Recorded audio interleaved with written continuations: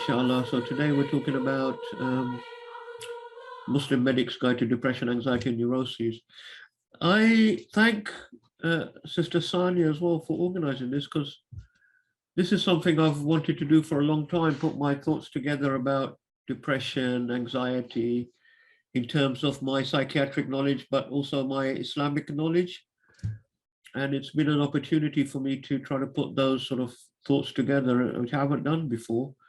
So I'm grateful for having that opportunity.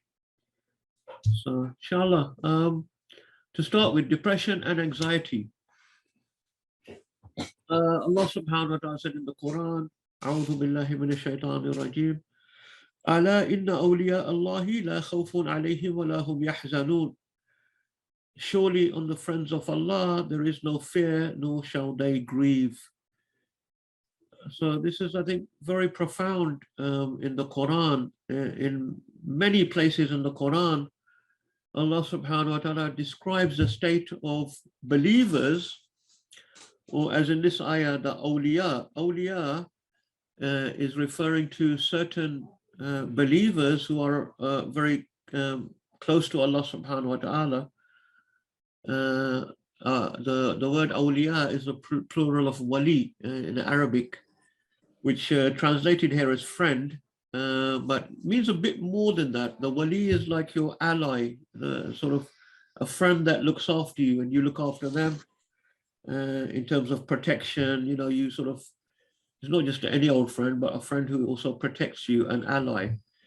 So these are the awliya Allah, la khawfun. So this is very profound, because in psychiatry, the two main ways that human beings can become unwell, in terms of mentally unwell, in terms of emotional or mood disorders, are depression and anxiety. They are the two ways that the human being can experience mood disorder. And both of these are mentioned here in this ayah, La khawfun alayhim wa la hum yahzanun. So the khawf is the anxiety, because anxiety is fear of things that may happen. And huzn, yahzanun, lahum yahzanun, huzn is sadness or depression. So literally, the Quran addresses these two main mental disorders. And is mentioned in many ayahs of Quran, both of these. So I've actually got together the different ayahs of Quran here.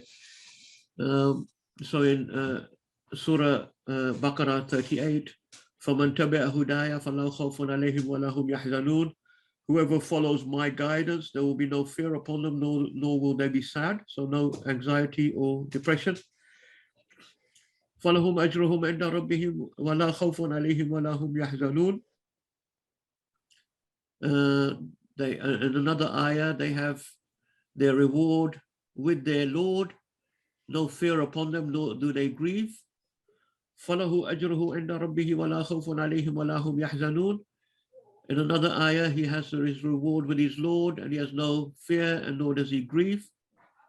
In Baqarah 262, لَهُمْ أَجْرُهُمْ عِنْدَ رَبِّهِمْ وَلَا خَوْفٌ عَلَيْهِمْ وَلَا هُمْ يَحْزَنُونَ.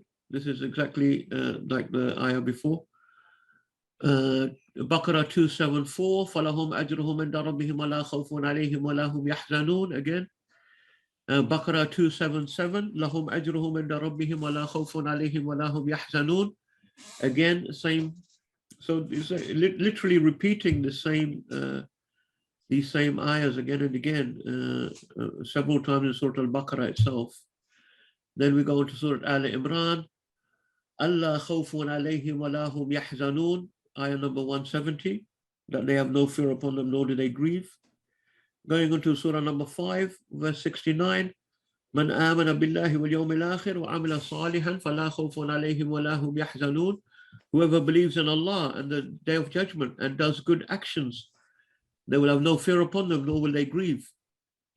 Surah number 6, ayah 48, Amana wa aslaha fala khawfun alayhim wa la hum yahzanun. Those who believe and do good, no fear upon them, nor do they grieve. Surah 7, 35, فَمَنْ اتَّقَى وَأَصْلَحَ فَلَا خَوْفٌ عَلَيْهِمْ وَلَا هُمْ يَحْزَنُونَ. Whoever has taqwa and is good, no fear upon them, nor will they grieve. Surah 7:49. Udkhulul jannata la khawfun alaykum wa la antum tahzanun. Enter into Jannah, no fear will be upon you and nor will you grieve. So this is also a characteristic of the people of Jannah, that they don't have fear and they don't have grief. They don't have anxiety and they don't have depression. Surah 10, Ayah 62. Ala inna awliya Allahi la khawfun alayhim wa la hum yahzanun. This is the ayah that we started with about the Awliya of Allah. So that refers to the people not in the next world, but in this world, the people who become awliya of Allah, they don't have fear and don't grieve. Surah 28, Ayah 7. فَإِذَا خِفْتِ عَلَيْهِ فَأَلْقِهِ فِي الْيَمِّ وَلَا تَخَافِ وَلَا تَحْزَنِي. This is actually speaking to the mother of Musa alayhi salam, when she's in a state of anxiety because of her child is going to be killed by Fir'aun. And then Allah subhanahu wa ta'ala says, you should put him into the river and do not fear and do not grieve. Surah 29:33. وَقَالُوا لَا تَخَفْ وَلَا تَحْزَنْ إِنَّا مُنَجُّوكَ وَأَهْلَكَ إِلَّا امْرَأَتَكَ. This is referring to the people of Lut. When the angels came to Lut, they said to him, do not fear and do not grieve. We are going to save you and your family except for your wife. Surah 41:30. تَتَنَزَّلَ عَلَيْهِمُ الْمَلَائِكَةُ أَلَا تَخَافُوا وَلَا تَحْزَنُوا وَأَبْشِرُوا بِالْجَنَّةِ. That the angels come down upon them. Once again, the believers in this world. Do not fear and do not grieve, because you and have good tidings of Jannah. Surah 42, Ayah 68. Ya ibadi la khawfun alaykum al-yawm wa la antum tahzanun. Allah says, addressing the believers on the Day of Judgment, O my slaves, no fear upon you this day, and nor shall you grieve. So the believers on the Day of Judgment will not have anxiety or depression.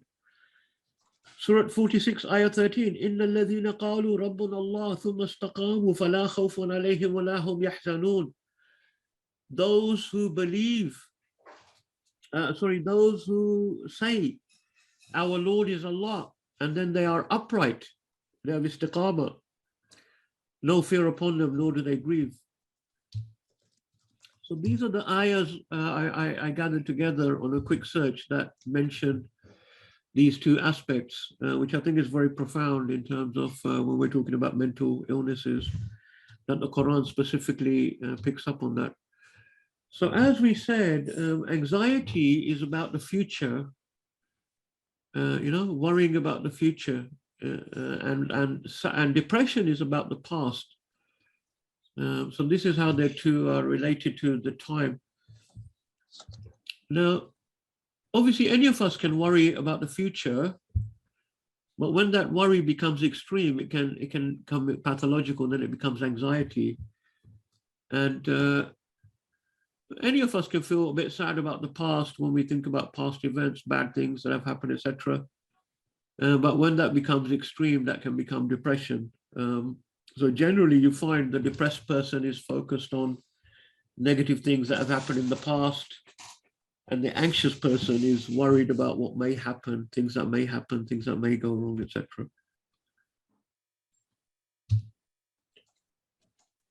As the Quran describes the awliya, the friends of Allah, these are the believers who have very strong iman. So not all believers in this world, but the believers in this world who have very strong iman, they are in a state of trust and acceptance. So they don't have fear and they don't grieve. Because when they look into the future, they look at with tawakkul. They trust in Allah subhanahu wa ta'ala implicitly or completely. So they have complete trust in Allah subhanahu wa ta'ala, and they have no fear about anything that will happen in the future, because anything that will happen is always what Allah has decreed. So how can they feel any type of anxiety or fear about what may happen? Whatever happens is a decree of Allah subhanahu wa ta'ala. And when they think about the past, the people of very strong iman, they don't have any type of sadness about what's happened, even if really terrible things have happened in the past, because once again, they recognize that whatever happened was a decree of Allah subhanahu wa ta'ala. So they have acceptance. I've just used the term acceptance here because it's currently a trendy term amongst psychological therapists and people like that, about when people dealing with people who have depression. But we have that term in Arabic. So rida bi qadarillah, like by qada, rida bil qada, so having acceptance or being pleased with whatever Allah has decreed. One of the du'as that we are encouraged to make, sunnah du'a, to make every single day, we should say, Raditu billahi rabban wa al-islami deen wa Muhammadin sallallahu alaihi wasallam nabiyya. I am pleased with Allah as my Lord. I am pleased with Islam as my religion. And I'm pleased with Muhammad sallallahu alaihi wasallam as my prophet. So being pleased with Allah means being pleased with the decree of Allah subhanahu wa ta'ala.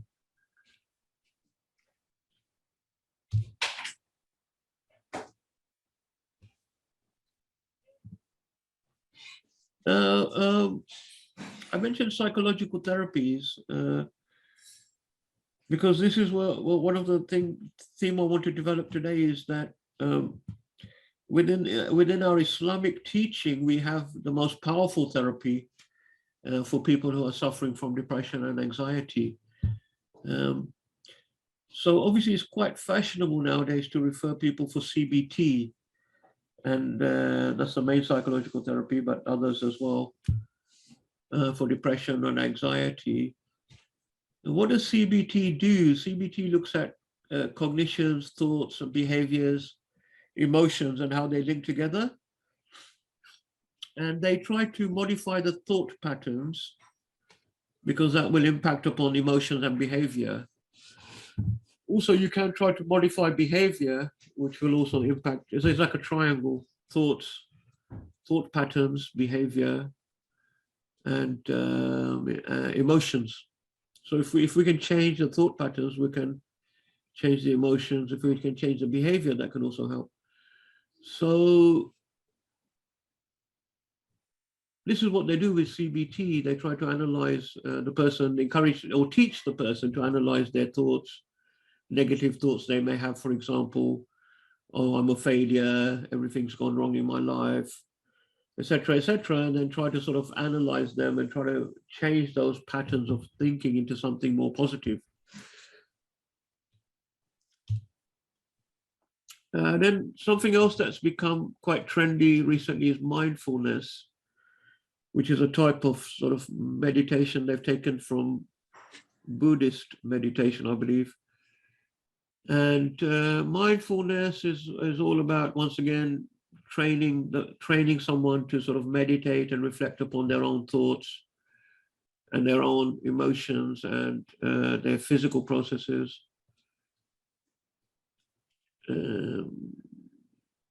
It's quite useful, it's quite a good technique for meditation. But what I'm going to sort of argue is that Islam already had much better types of meditation that were practiced by Muslims, a type of dhikr and deep meditation that was described by Muslim scholars and practiced by many Muslims often, in circles of dhikr and in private personal dhikr as well. And even the prayer itself should be a type of dhikr meditation. So, yeah, I mean, all of that is good, mindfulness, CBT, etc. And now NICE have also recommended mindfulness officially as a way to prevent depression in people who have had 3 or more bouts of depression in the past. What's the evidence base for psychological therapies? The lay people are really into psychological therapies, especially I've noticed. For example, in mental health, we have tribunals and you have a judge and a lay person. And they're often very keen, oh, have you given this person talking therapy, psychological therapy? So for lay people, they really, really believe in the psychological and talking, what they call talking therapies. It's sort of part of the culture, I think, with all of these talk shows and God knows what. So people really, I mean, one of the attitudes you find amongst the people, lay people, is one of the common sort of attitudes is, oh, we should, you know, people, we shouldn't take all these drugs for mental illness. More should be invested in talking therapies. Psychological therapies are much more better, much more useful, etc., etc. I really have my doubts. What is the actual evidence base for these psychological therapies for most major mental illnesses? I feel is very lacking. And what you see in your clinical practice, I mean, what I've observed, and probably Brother Noor can also comment on that, is patients often do improve while they're having therapy, but once the therapy ends, you know, they often relapse really and go back to stage one. And so what are the benefits? You know, are they really the actual sort of technical aspects of the therapy, or is it just having someone to talk to on a, you know, once a week, you're sitting down for an hour talking about your thoughts and your feelings to someone? So I went to a sort of a mini conference sometime a couple of years back in South London and Maudsley on depression, and the professor was, I should have taken the references really, but I didn't. I did, but I've lost them. But they were showing a lot of evidence that the sort of latest studies that he was showing, that really this sort of specialized psychological interventions like CBT and everything, DBT, etc., they're not actually any better than just simple supportive counseling that can be given by someone with just minimal training, you know. In other words, just sort of common sense thing, you know, sitting down with someone and going through problem solving, just giving them supportive counseling. It really, you know, there wasn't showing any difference between that and the very highly specialized cognitive behavioral therapy. Then you obviously have this even more specialized type of psychoanalytic, psychodynamic therapy, which is really going totally out of fashion in the UK, but it's still very, very common and very popular in the US. So this is a type of a long-term psychotherapy, which normally minimum takes 1 year. And it involves going into the person's background, childhood, how their childhood affected their current mental disorder. The psychoanalysts, the Freudians, they go even further, and they like to go into like when the person was a baby and the experiences they had as a baby, which I think is going a bit too far. But there's no doubt that the experiences that people have when they're young, I mean, very young, 3, 4, 5, 6, growing up, they do have massive impact now. There's a lot of evidence now, increasing evidence on the effects of your very early childhood having a massive effect on your adult life, your personality, and your any mental disorders that you do develop. So I don't think that's wrong, but how can talking about it help? You know, that's the question really. Does it really help once that damage has been done?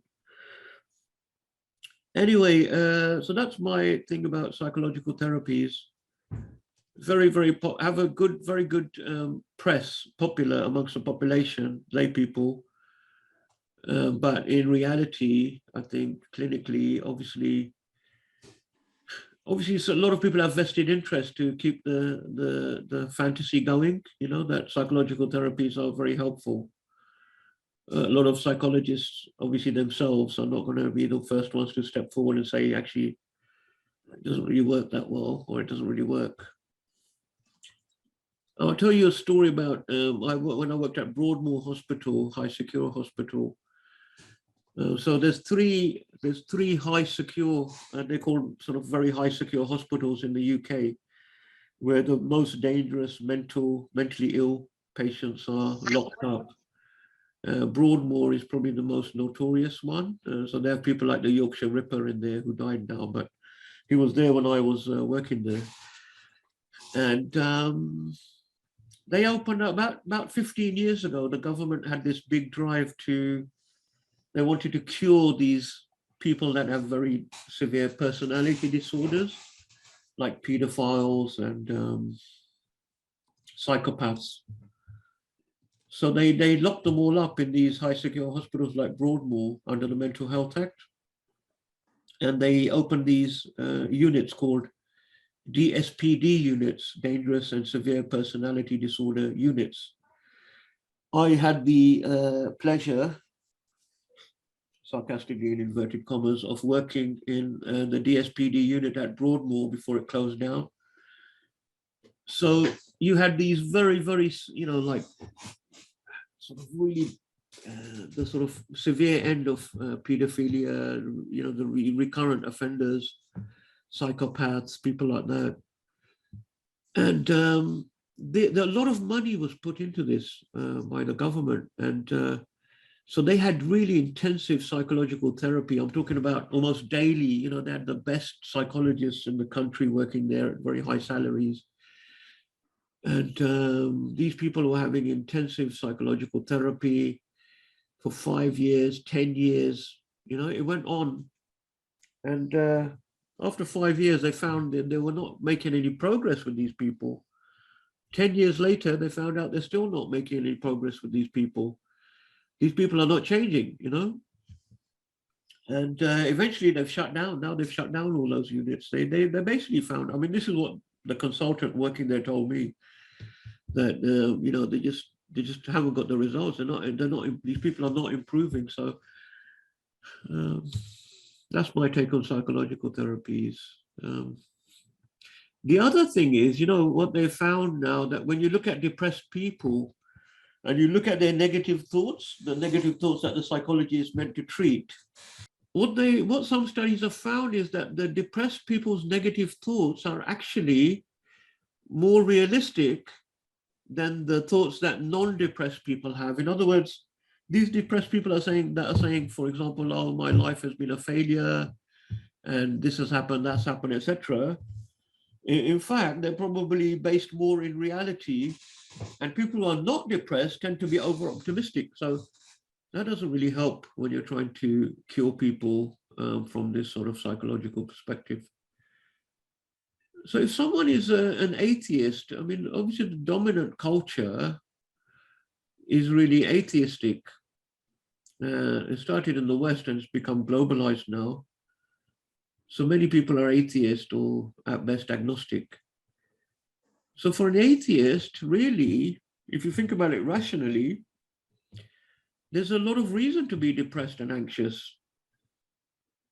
When they think about past, when they think about, really bad things that have happened to themselves and others, they've got no belief in a day of judgment. They've got no belief that there will be some sort of justice for things that have been done to themselves and others. So why wouldn't they be depressed about that, So these psychologists are now coming and saying you should have acceptance and so on. But rationally, where's the sort of logic behind that, And when they think about the future, people who don't believe in Allah subhanahu wa ta'ala, they don't believe in an afterlife, they don't believe in judgment, they don't believe in heaven and hell. What do they have in their future? They have certain death. That's the one certainty that they know, that it's going to come to them. Before that, they're going to have old age, they're going to probably go senile, they have dementia. It's sort of inevitable decline, no matter how much you put it off. At some point or another, you just by virtue of age, you are going to decline. So why would someone not be very anxious about the future? Just going to give you, I could give many examples, but just one example of Nietzsche, the famous philosopher,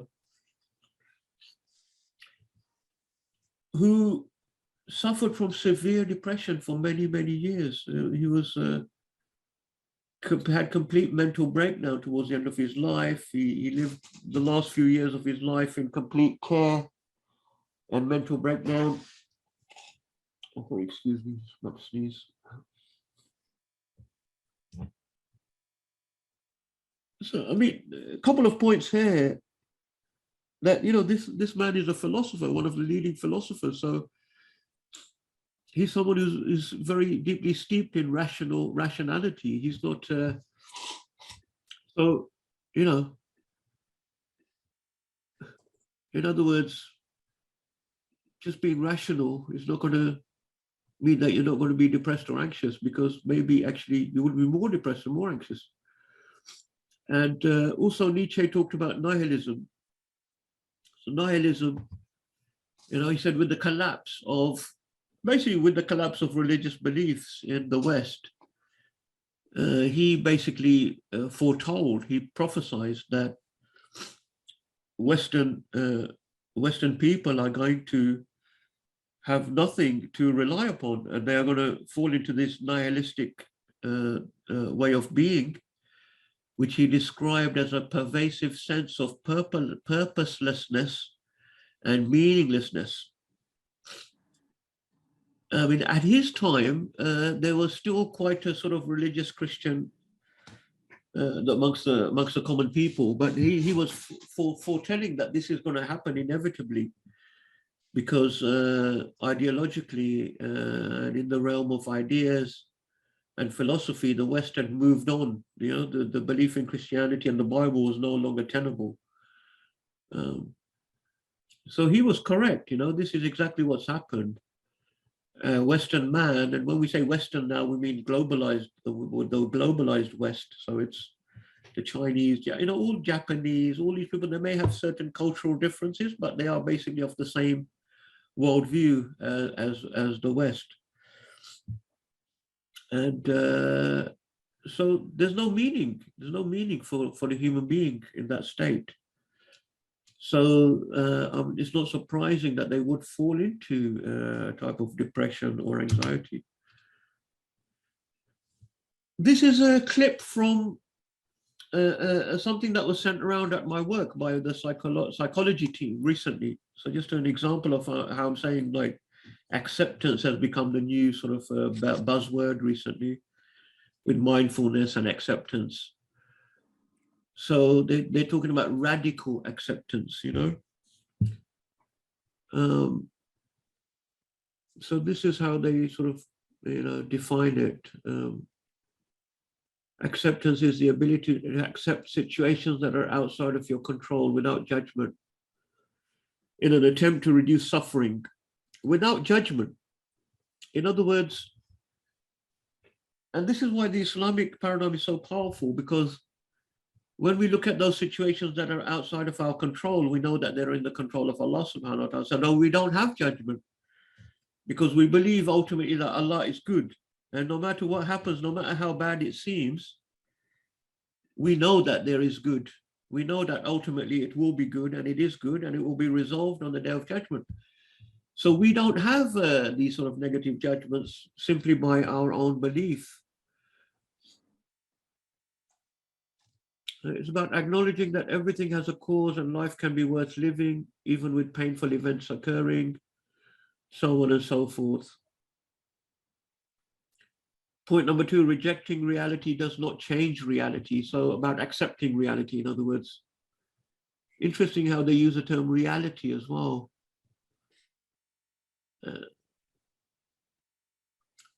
Anyway, so you get the idea. It's about accepting reality. So now, if we sort of see how Islam can come in here, so you can easily envisage here a type of Islamic psychotherapy. As I said, we already have all those elements within the Islamic teaching to give people a very healthy mental state and to avoid falling into depression and anxiety. And also, I just want to point out here that I don't want to stigmatize, but I don't want people to feel that, if you do fall into depression or anxiety, that in some way you're not a good Muslim. That's also a bad thing to, because sometimes people do that as well. If someone's got depression or anxiety, then you say to them, "Oh, you need to be more religious, or you need to snap out." But that's also not correct. These are things that can afflict people, believers, and sometimes I think it can be a sort of physical, almost like a physical illness, as we'll talk about later, when you go into a clinical depression. And that needs treatment as well. So it's not right to say to people, because the believers are tested as well in this world. Like Prophet Yaqub alayhi salam, when in the Quran, when he's afflicted by a lot of tests, Yusuf is taken away from him, and then his other son is taken away. And he says, I reveal my distress, my huzn, only to Allah. So he was feeling huzn, he was feeling sadness. But at the same time, he said, I only reveal my sadness to Allah subhanahu wa ta'ala. In other words, I rely upon Allah. I accept the decree of Allah subhanahu wa ta'ala. And if I feel something, like when the son of the Prophet sallallahu alaihi wasallam, Muhammad sallallahu alaihi wasallam, died, he had a son called Ibrahim, but he died at the age of about 1 or quite early age. And when they were burying Ibrahim alayhi salam, the Prophet sallallahu alaihi wasallam had some tears coming from his eyes, and one of the Sahaba said to him, Ya Rasulullah, even you, in other words, even you feel, you're feeling sad, you're crying.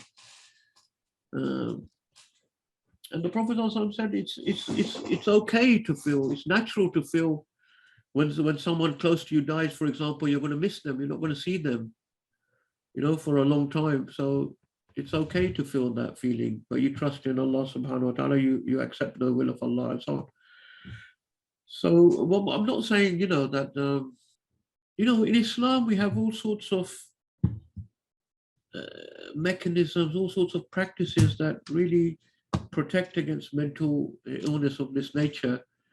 Just the regular recitation of Quran is so important. So, we're really, our religion really encourages us to recite the Quran on a regular basis. Really, we should be reading some Quran every day. And if we do that, because why I'm saying that is also with meaning, so if you don't have the Arabic, to also read it with the English meaning, because it really reminds us continuously, all those ayahs I already mentioned, how, and also many ayahs, how Allah, thinks there will be justice, so for past wrongs, there will be justice. Don't worry about the future, it's from Allah subhanahu wa ta'ala. It keeps reminding us again and again, so it reorientates us. So there's a real benefit in repetitive, something that you do again and again. It almost becomes like a meditation, like when people meditate in certain, they have certain mantras they repeat again and again. So the Quran should be our mantra that we are repeating again and again. We have the Surah Al-Fatiha, we recite every day at least 5 times. More than 5 times, because you do more than 1 rakat. So the Fatiha itself is a mantra, a psychological therapy. But if we, when I was a medical student, for a while I lived with some Muslims, and one of them was actually a neurosurgeon. He was training to be he was a surgeon from Pakistan. And he was at King's doing neurosurgery. And he was like from Pakistan, they come over and they do it for a year or 2 or something. A very, very remarkable person, and also very humble man. But one thing I noticed about him, he had this practice every morning. These people, obviously, all of you guys are doctors, you're very busy people. And he was extremely busy because he was obviously, surgeon, etc. But one thing I noticed with him, every morning when he would wake up and he would be getting his routine, having his shower, getting ready, having a bit of breakfast or whatever before going into work, he would be playing the Quran. you know, in the background area would have the Quran in Arabic and then the English translation audio. So every morning, you know, so that would be maybe 20 minutes, 25 minutes while he's getting ready and everything. And he's listening to it. It's not just, you know, just a background music. He's listening to it, you know. So I thought that was very profound and that very powerful, you know, if you make that part of your regular, you get that message of the Quran every day, even if it's 1 page, 2 pages of Quran. It's very, very powerful, but very important to, as I say, not just to recite in the Arabic, but also to read the English and to get the meaning. The meaning is the thing that's the therapy for us. So that's one thing. So this is how then the Quran is reminding us all the time that for the past, there will be a day of judgment. All past wrongs will be righted. All past, even the smallest thing that we have suffered injustice in this world will be put right on the day of judgment. To the extent that the Prophet ﷺ said that even the goat that has no horns, that was assaulted by the goat with horns, on the day of judgment, Allah will bring them both back. And he will give the goat with no horns, he will give it horns, and it will be allowed to assault the one that assaulted it in this world. So any little thing that has, you know, woman, mithqala dharratin khayran yara, the smallest thing of good or bad will be seen on the day of judgment. So if we have that firm and strong belief in Allah subhanahu wa ta'ala on the day of judgment, really we can't feel any type of wrong in this world, no matter how bad it may seem, because we know that it will be put right. And similarly, when we think about the future, the Quran is constantly reminding us, for example, this ayah that I mentioned here, فَإِذَا عَزَمْتَ فَتَوَكَّلْ عَلَى اللَّهِ إِنَّ اللَّهَ يُحِبُّ الْمُتَوَكِّلِينَ. Whenever you decide something, put your trust in Allah. Surely Allah loves those who put their trust in Him. So once you decided something, then you trust in Allah. You don't start saying, oh, I should have done this, I should have done that, getting anxious, panicking, etc. You put your faith in Allah subhanahu wa ta'ala. So trust, when we're talking about anxiety, trust is very important. Trust in Allah subhanahu wa ta'ala. Once again, I've gathered together some of the ayahs to do with trusting in Allah subhanahu wa ta'ala. And in this case, they were so numerous that I couldn't, you know, it would have taken me a long, it was, I think it was 46 results just from the word trust from in the Quran. So I'm just going to mention some of them here by way of example.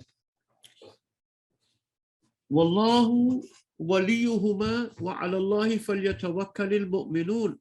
Surah Al-Imran, ayah 122. Allah is their wali. Once again, the word wali is used. He is their ally, their friend. So let the believers put their trust in Allah subhanahu wa ta'ala. فَإِذَا أَزَمْتَ فَتَوَكَّلْ عَلَى اللَّهِ. This is the one we just mentioned. When you have decided something, then trust in Allah. إِنَّ اللَّهَ يُحِبُّ الْمُتَوَكِّلِينَ. Allah loves those who put their trust in Him. فَإِذَا sorry, that's the same one again. وَإِنْ يَخْذُلْكَ فَمَنْ ذَا الَّذِي يَنْصُرُكُم مِّن بَعْدِهِ وَعَلَى اللَّهِ فَلْيَتَوَكَّلِ الْمُؤْمِنُونَ. If they betray you, who is the one that can help you except for Allah? Let the believers put their trust in Allah. فَعَارِضْ عَنْهُمْ وَتَوَكَّلْ عَلَى اللَّهِ. Turn away from them, the disbelievers, and put your trust in Allah. وَكَفَى بِاللَّهِ وَكِيلًا. Allah is surely enough of a trustee. وَاتَّقُوا اللَّهَ وَعَلَى اللَّهِ فَلْيَتَوَكَّلِ الْمُؤْمِنُونَ. Have taqwa of Allah and let the believers put their trust in Allah. وَعَلَى اللَّهِ فَتَوَكَّلُوا إِن كُنتُم مُؤْمِنِينَ. And then upon Allah put your trust if you are indeed believers, and so on. Because we're running short of time now, I'm not going to go through all of them, but you see how powerful this message is coming through from the Quran. You know, if we're immersing ourselves in the Quran, if we're just having this daily intake of the Quran, even that is more than sufficient for us to remind us and to help us to put trust in Allah subhanahu wa ta'ala to get away from all of our anxieties. Yeah. And so I'm not going to go through all of those due to just a shortage of time right now. I'm going to move on, inshallah, to this hadith in Sahih Muslim. The Prophet sallallahu alaihi wasallam said, "Al-mu'min al-qawi ahabbu ila Allah min al-mu'min al-da'if." The strong believer is more beloved to Allah than the weak one. وَفِي كُلٍّ خَيْرٍ, and in both of them is good. Whether you're strong or weak believer, all of them is good, but the strong believer is more beloved to Allah. احرص على ما ينفعك واستعن بالله ولا تعجز وإن أصابك شيء فلا تقل أو لو إني فعلت كان كذا وكذا. Very important hadith when we're talking about anxiety and depression. The Prophet ﷺ said, try and do the things that will benefit you and ask Allah's help, and don't give up, don't despair. If something bad does happen to you, don't say if only I had done so and so, then this and this, something else could have happened. ولكن قل قدر الله وما شاء فعل. However, you should just say Allah has decreed it, and whatever Allah willed happened. فإن لو تفتح عمل الشيطان. Saying if opens up the doors of shaitan, or opens up the work of shaitan. This is really crucial. This is cognitive therapy, but a much more powerful version, because it's based on a belief in an akhirah and a belief in God. But this is exactly a cognitive therapy, because the Prophet ﷺ is saying that when just do your best, be positive, ask Allah's help. But if something bad happens to you, don't say, oh, if only I did this, if only I did this. In other words, look at the thought pattern. The negative thoughts, oh, if only. You see with depressed people, that's what they'll be saying. Oh, I spent my life, I should have done this, I've been a bad person, this has happened, that's happened, I've let down my children, I've done this, I've done that. And that's the negative thoughts that are going around the depressed person. The Prophet ﷺ said, don't think like that.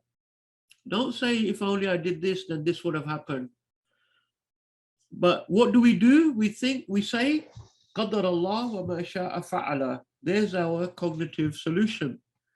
That's our therapy. We say, قَدَّرَ اللَّهُ وَمَا شَاءَ فَعَلَ.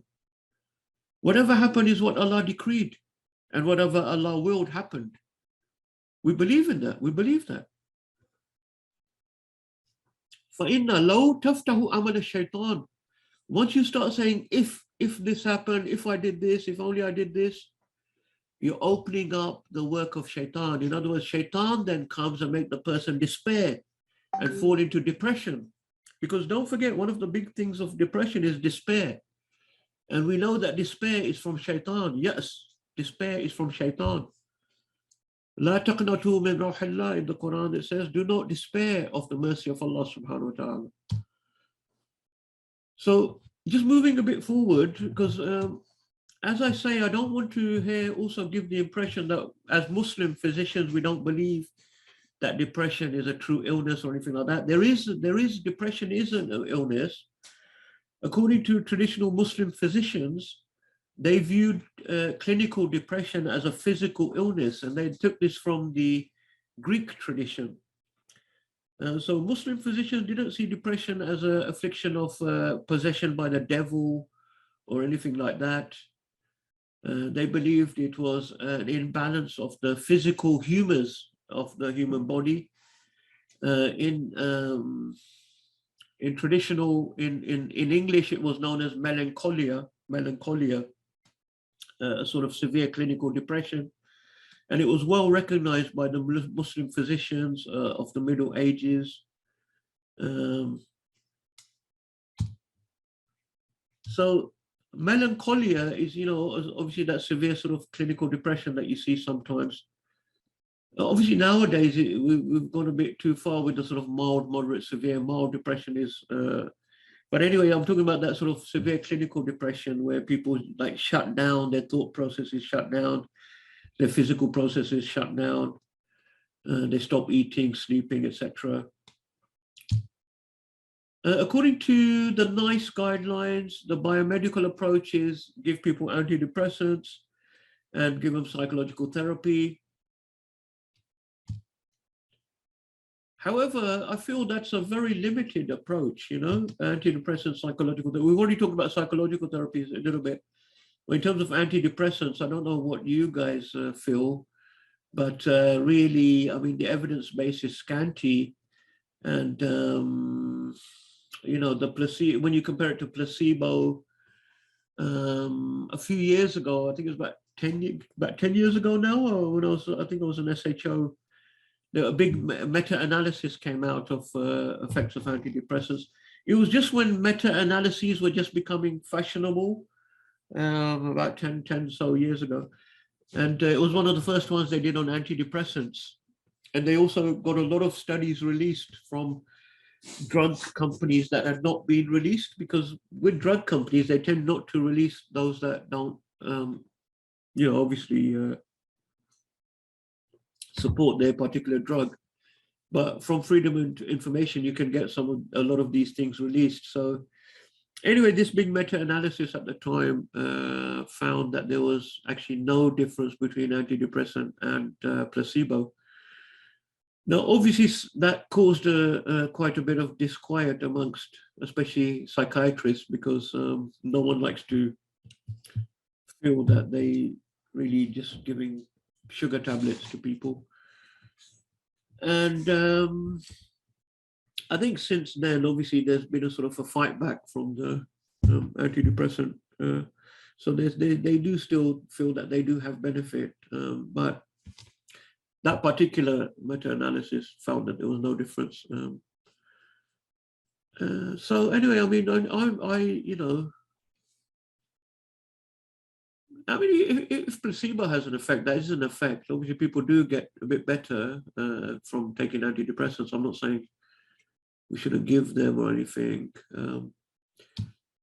But I think when we look at our traditional medicine, there's a lot of wisdoms there that we need to bring back, that really how they used to deal with melancholia or severe depression. One of the great wisdoms I got, and I now use this in my in my practice all the time, is that, and I feel it's a really true, is that melancholia is the result of mental and physical inactivity. It's very important to keep mentally and physically active to prevent things like severe depression, melancholia. And I just believe that's so true. You find that, you know, people fall into this depression because they're either, a lot of people when they retire, for example, you know, they live a very busy life, they retire, they think they're going to be happy, retire, and then suddenly they've got nothing to do and they're sitting around with nothing, and they can fall into a depression. In the past, this used to actually afflict wealthy aristocrats in England and Europe, because the aristocracy, this is going back a couple of centuries, they actually, if you were really wealthy or you were a landowner, it was considered to be looked down upon to actually work, you know, to actually do business, for example. People of money and wealth were meant to be people of leisure, men and women of leisure, they were described as, and often many of those would fall into a melancholia because they were basically just sitting around doing nothing. So I think that's one of the big secrets, traditional wisdoms, that if you have people who are depressed as well, you know, I encourage them, just, you know, they need to be mentally and physically active. Some of this has come into psychological therapies like behavior, they call it behavioral activation. So one of the principles of CBT for depression is to, you know, you start getting people to start doing things, basically, because these people are normally just sitting around doing nothing and they have no motivation and they've lost all, you know.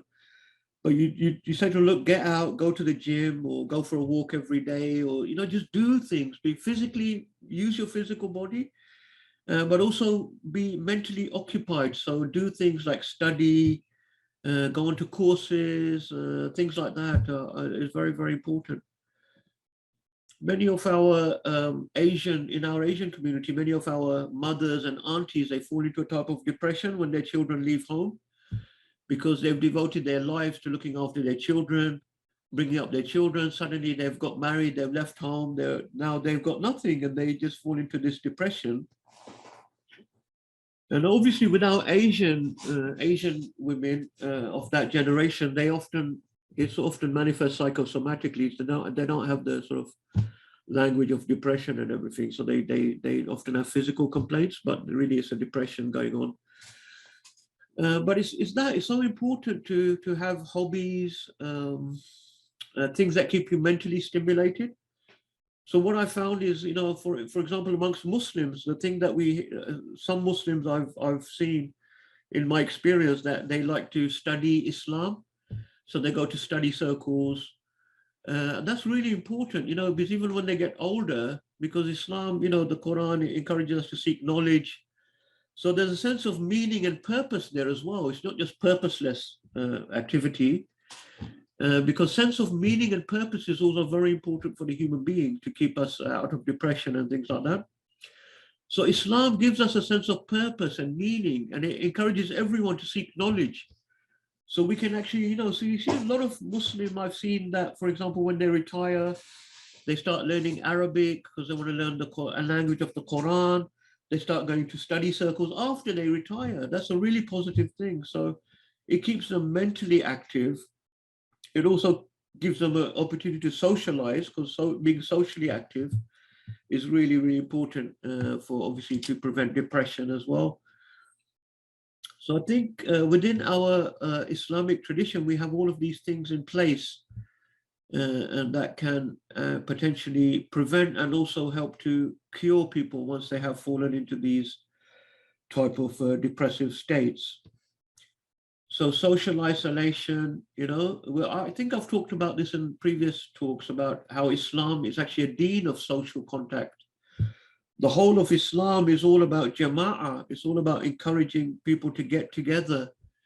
The Prophet ﷺ said, if you're a lone person in a mountain or in a desert and it's time for prayer, try to find someone else to make the jama'ah, get together. So social isolation, we should not have that in Islam, where people of jama'ah, people of getting together. And then the sense of purpose. Psychologists have identified this as one of the real core things for the human being. Human beings need purpose. They need meaning, to give them a sense of well-being. And obviously, as we described, Nietzsche described in the West that this has been completely lost. The nihilism has come in. But Islam gives us that ultimate purpose and meaning. And finally, with people who are depressed, I always advise them, find things that you enjoy doing. This is just a practical advice. Every day, try to do an activity that you enjoy. This is especially applies to those people that become very busy in their lives, and then they fall into depression or things like that. And then because they become so busy, they've forgotten that they need to take time out to do things that they actually enjoy doing as well. So I mentioned about circles of dhikr and knowledge. Now, I just put that clip in just to say, I'm not suggesting you all have to go to that level of that type of Sufi dhikr or anything like that. But the concept of seeking knowledge and of remembering Allah is central throughout the Quran.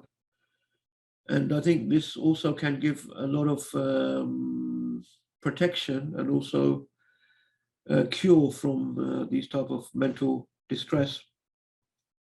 So keep your mind stimulated by seeking knowledge. And the ultimate purpose of man is to know his creator. So there is an ultimate purpose that the human being can have. So it's really important for people to become reconnected to that ultimate purpose.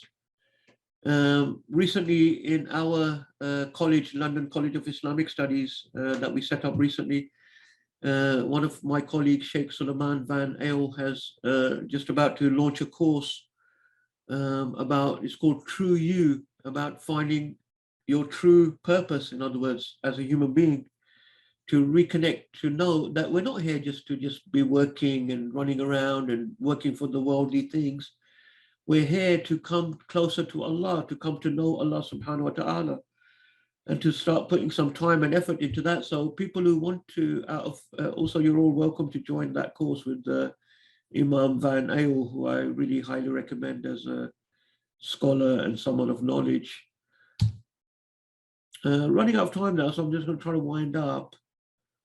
But just to mention another ayah of Quran, just by way of example, أعوذ بالله من الشيطان الرجيم الذين آمنوا وتطمئن قلوبهم بذكر الله ألا بذكر الله تطمئن القلوب. Those who believe and their hearts find tranquility in remembering Allah, is it not with the remembrance of Allah that hearts find tranquility? So ultimately the tranquility of the hearts is going to be from remembering Allah subhanahu wa ta'ala. And that is our purpose and our aim. And that is ultimately the way to get out of all types of depression and anxiety. But that is, it's easy to be said, but it's a process, and it's something that we have to work on and we have to learn about, As Imam al-Ghazali rahimahullah says, we know that we need to do something, but then you have to learn, so attending courses like the course by Imam Van Eyl, and also I have a class on Mondays, Ihya Ulumuddin, which is all about spiritual purification. So we need to sit in those circles to learn how we have to turn back to Allah and how we remember Allah subhanahu wa ta'ala. So we need to take that time out, So anxiety we've talked about is fear. You can have panic attacks. Now, some anxiety can be post-traumatic, and I just wanted to mention that once again, just for practical purposes. I know a lot of you are GPs. A lot of anxiety can be post-traumatic, and the ICD-11 has recently brought in a new category of PTSD called complex PTSD. I think it's really important to become familiarized with that, especially in our context. And I think more and more people, they used to be classified as emotionally unstable personality disorder. But what is becoming clear that a lot of those people that were thought to be EUPD are actually complex PTSD. So this is basically people that have suffered traumas, repeated traumas during their life. It could be sexual abuse, it could be different types of repeated trauma. In our context, we also see a lot of people that have been through, things like Guantanamo Bay or other types of torture in countries where they've been tortured. They get this type. So they end up in a constant fear of anxiety, hypervigilance, and all of that stuff. So it's important to be aware of that. We can't, just say to them, oh, trust in Allah, everything will be okay. We have to also give them some treatment because they've been through a lot. Now, I think I'll end with this really beautiful hadith of when the Prophet ﷺ once, he was taking a nap under a tree, and some Sahaba as well, they were all sleeping. But then a Bedouin who was from the enemy, he sneaked up, he saw them sleeping, and he saw that they were vulnerable. And this Bedouin, he drew his sword, he was an enemy for the Muslim. And he came right up to the Prophet ﷺ, held the sword above him. And then he said to him, he woke him up, he said, Ya Muhammad, who's going to save you now? He's standing above him with a sword. The Prophet ﷺ opened his eyes, and immediately he says, Allah, Allah, Allah, 3 times. The Bedouin starts shaking and he dropped his sword. And the Prophet ﷺ picked up the sword and he said to the Bedouin, who will save you now? And the Bedouin said, ask for the mercy. And the Prophet ﷺ showed him mercy, and later that person became Muslim. So that type of complete tawakkul, complete trust in Allah, in that situation where someone would be gripped with fear and panic, the Prophet ﷺ was completely calm. But this is a very, very high level. And, you know, we don't say to Muslims who suffer from anxiety or these things, oh, you have to have more trust in Allah. We don't, it's not that simple. We have mercy with them, we help them, we try to, and anyone can, you know, in their life, anyone can go through phases where they might fall into a type of anxiety or panic about something. You know, sometimes it can just be a thought. Someone might convinced, oh, I'm getting heart problems, and when they haven't, and they get panic attacks. So we have to help, you know, help people through these things as well. But there is a stage where the human being can aim for, a stage of a nafs al-mutma'inna, where the iman is so strong that they're in a state of complete tranquility, and then none of these things can affect them. So the Quran teaches us not to fear death, but to love death, you know, love death. And I don't have time now to go into that, but I just mentioned one ayah here.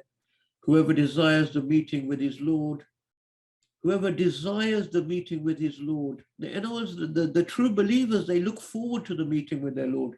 They look forward to death as a gateway to meeting back to Allah subhanahu wa ta'ala.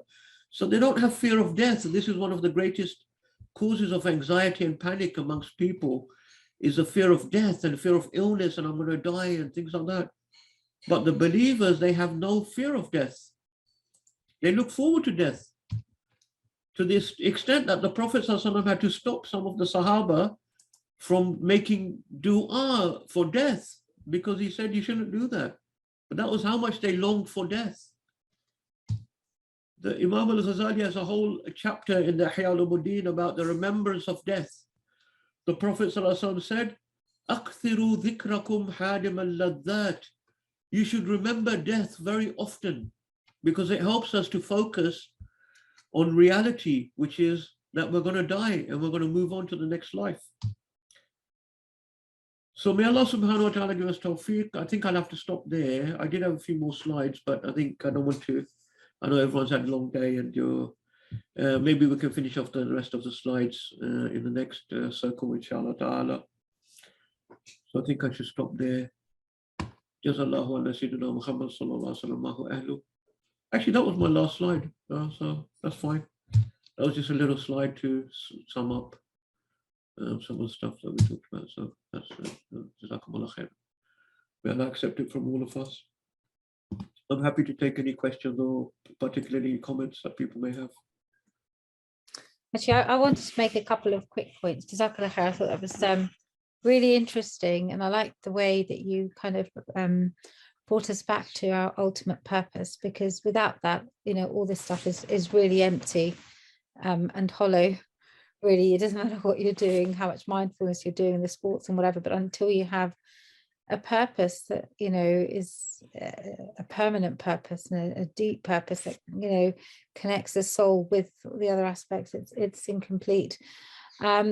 Just a few points. I mean, I think you raised the point about depression, anxiety, and basic neuroses.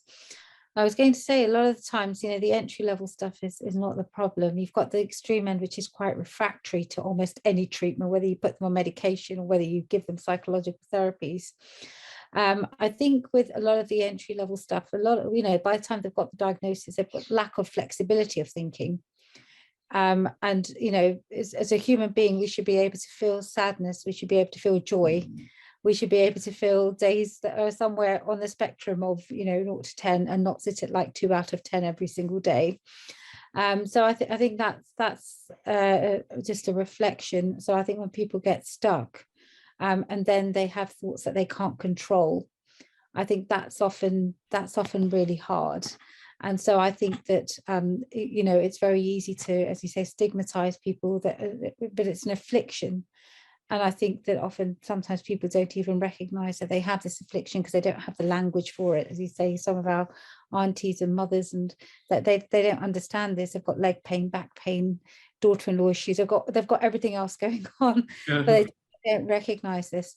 So I think that was the first point. I think the second point I wanted to make was about psychological therapies. I mean, I've had this before. I've done some training in NLP, and my trainer was a very interesting chap. But he actually teaches medical students at King's, and he said, look, there's not a lot of evidence for CBT, but it's what's available on the NHS. So I'm going to give you an alternative model, but it's just a model, it's not perfect. So work with it. And that was, I think, very good of him. So he combined lots of different stuff. And again, the data around, antidepressants, which we know keeps changing, all the trials that are not, they're not basically in the public domain, or they come out and they make big news, and then you're suddenly either prescribing antidepressants for everyone or not prescribing. But I think, I think that the issue with psychological therapies, from my perspective, is firstly, we have, as we talked before, we have a lot of loneliness. So a lot of people don't even have access to anyone to talk to. And for a lot of people, just having that somebody to talk to is probably enough. Yeah. But having said that, I think there is a level beyond that. And I'm not now saying it's evidence-based, but I think it has a place. And that is where people have dysfunctional thought patterns. And what giving them that therapeutic space is, I believe the Quran is a book of hope and optimism. And the Prophet ﷺ's message was very much an optimistic message, because, ultimately we have the goal of Jannah, and we have Allah's mercy, and we have his forgiveness. And so, if you can look at that, actually the Quran is a book that completely reframes a lot of our thinking. It redefines a lot of what the Arab customs were at the time. There's a lot of, I don't want to call it CBT, but cognitive reframing that happens through the Quran. And we know it's a book of healing. Yeah. So I think, that daily connection is really important. But I think at the same time, there are people, for example, if you watch a lot of negative media, your brain gets stuck in negative patterns. If the people you're speaking to and getting advice from are negatively wired, they're not going to help you out. All that's going to happen is that you're going to spread, it's contagious, actually, because Shaitan wants to capitalize on that waswasa, on that negativity. It spreads, and then you have a community of hopelessness and helplessness and depression. So I think there's something about flexibility of thought, recognizing there's something difficult there. But as you know, we always believe that Allah subhanahu wa ta'ala has a greater plan, and you raise that, and we have Qadar Allah ma sha fa'al. But I think at the same time, it's also recognizing that some people would need structured, I think, intervention to help them learn how to actually think and restructure their thinking. And then it's a trained thing. So I think that I don't think the two things are separate, but I think that there is a place for it. And the last thing I wanted to ask you about was about Bulky's work, because he's done a lot of work around this. Yeah, Bulky, I do have actually a recent translation, but I haven't actually had time to read it myself, so I can't comment. I haven't really read it myself. I would like to see what he has to say. Exactly. Okay, that was everything from me. Is there anybody else? I think we've got I don't know if anybody else has got anything to say. Alaikum Sania and Sheikh.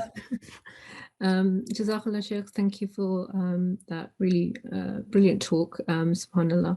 I just wanted to share that I did an Islamic healing course, and it was a really beautiful model that they came up with, because it targets a human being holistically with the dimensions of their mind, body and soul. So if you work on all three of those aspects, then you can create a balance within the human being. So with the body, they talked about diet and exercise, sleep. And with the mind, it's exactly what you said, Sanya, trying to understand what a person's thoughts are. And there may be some distortions there. And then you can then, inshallah, intervene with Quran, Sunnah, and helping people reframe their thinking and their belief system and aqidah.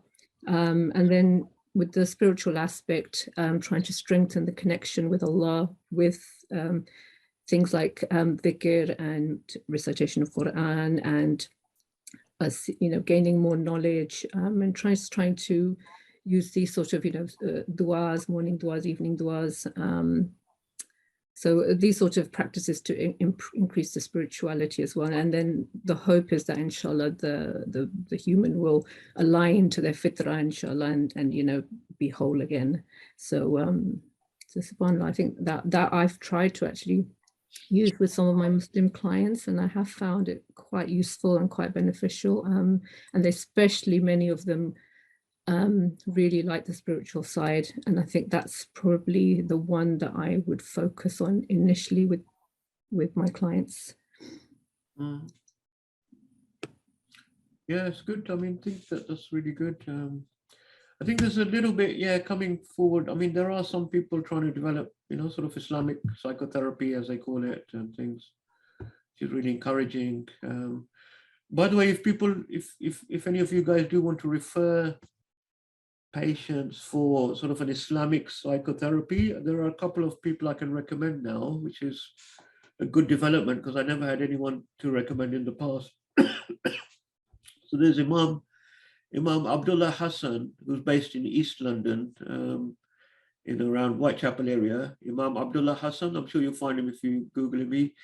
He's a sort of, he's an imam, but he's had some training in psychological therapy, counseling, sort of counseling type, which I think is very good. And there's also the other person I just mentioned, Imam Van Ale, who's based in West London. And he's got a master's in counseling, and he's also a trained scholar. So there's a couple of people that they do see patients, and they do sort of more on a professional, formal basis, and quite a good point, I think.